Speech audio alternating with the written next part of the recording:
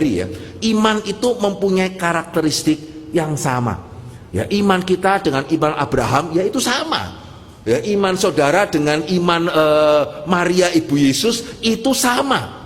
Tapi apa yang membedakan? Ya, tokoh-tokoh iman dari kita, ya mereka imannya sudah mengalami suatu pelatihan, dan itu berlaku untuk semua orang.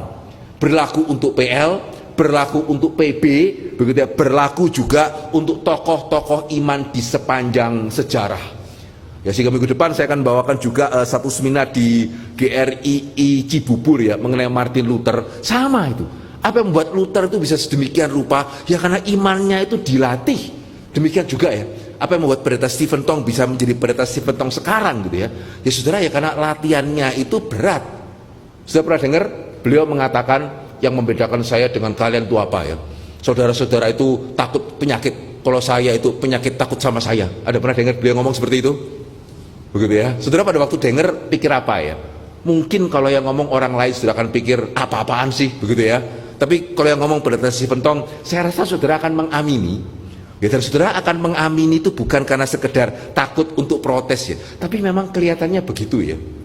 Ya, sehingga setiap rekan hamba Tuhan kalau di Jakarta itu pasti tahu ya, kalau beliau sedang capek atau kurang sehat atau kurang enak badan, jangan sekali-sekali bilang, Pak Tong ini kan lagi capek ya, baru sakit ya, sudahlah boleh minggu ini khotbah istirahat dulu ya, gitu ya. Kan banyak ya bisa apa itu namanya undang hamba Tuhan yang lain, Pak Tong istirahat dulu aja seminggu aja.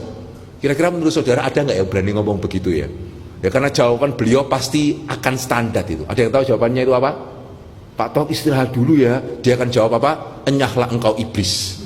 Gitu ya, sehingga nggak ada ya. Ya sehingga beliau mau sakit bagaimanapun gitu ya, kecuali beliau yang kemudian mengatakan saya perlu istirahat gitu ya. Wah, kita mikir 1000 kali ya untuk suruh dia istirahat ya, karena nyala engkau iblis gitu. Ya sehingga kok bisa ya orang tidak takut sakit seperti ini? Saudara tidak langsung.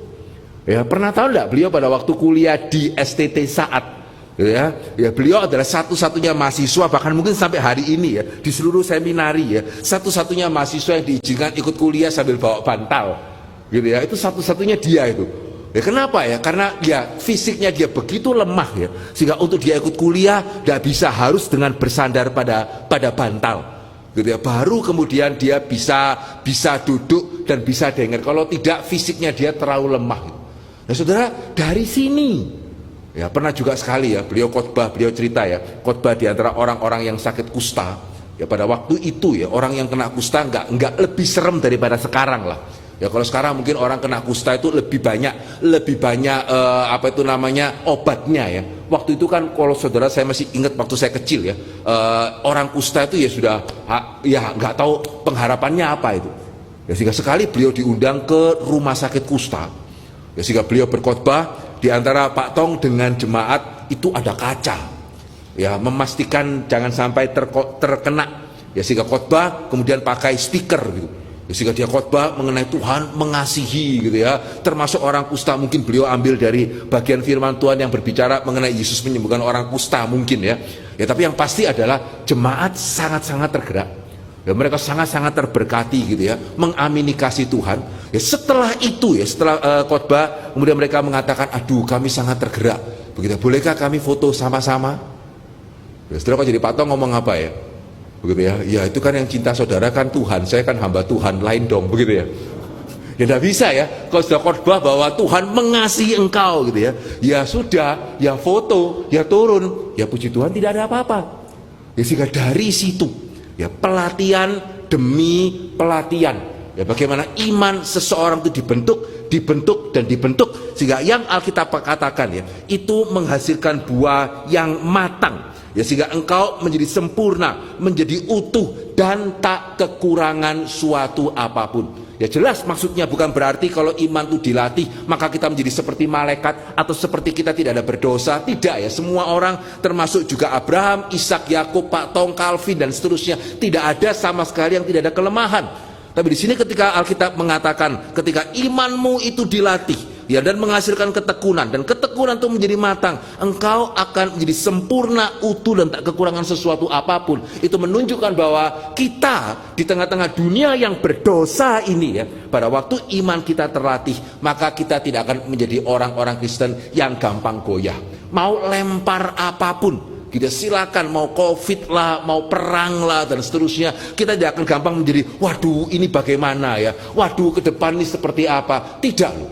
Ya, orang-orang sudah menjalani pelatihan seperti itu ya. Apapun yang terjadi ya, mereka mempunyai satu keyakinan yang besar kepada Tuhan. Ya, kalau saya boleh memberikan satu lagi contoh yang lain ya, pendeta James Dobson. Ya, dia adalah penasehat keluarga dari Presiden Ronald Reagan.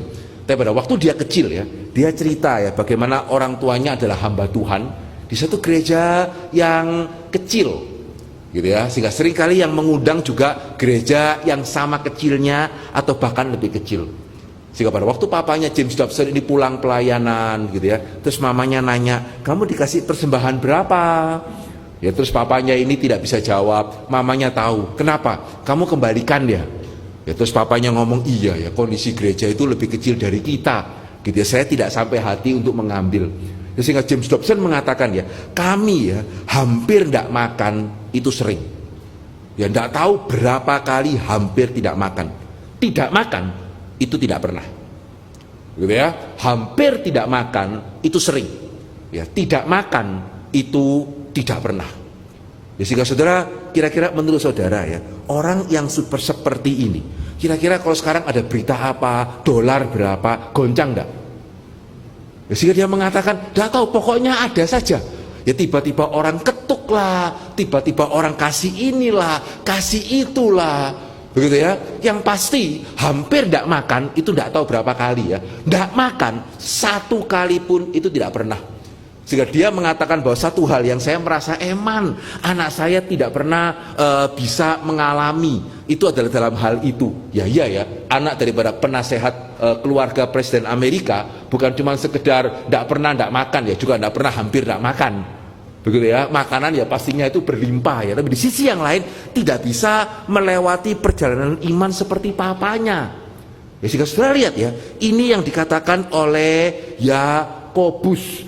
Ya, sehingga iman itu sama-sama sejatinya, tapi ada iman yang tidak dilatih, ada iman itu yang dilatih. Dan ketika iman itu dilatih, dan ketika iman itu terus dilatih, dan kita bertekun, ya maka iman itu akan bertumbuh, bertumbuh, bertumbuh, semakin kuat, dan semakin kuat, sama seperti otot itu yang dilatih.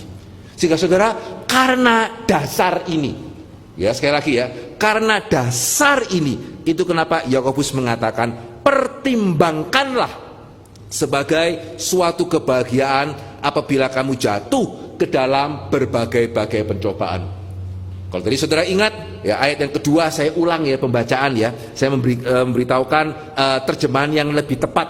Ya, kalau saudara membaca LAI dikatakan, saudara-saudaraku, anggaplah sebagai suatu kebahagiaan apabila kamu jatuh ke dalam berbagai-bagai pencobaan. Terjemahan yang lebih tepat adalah pertimbangkanlah.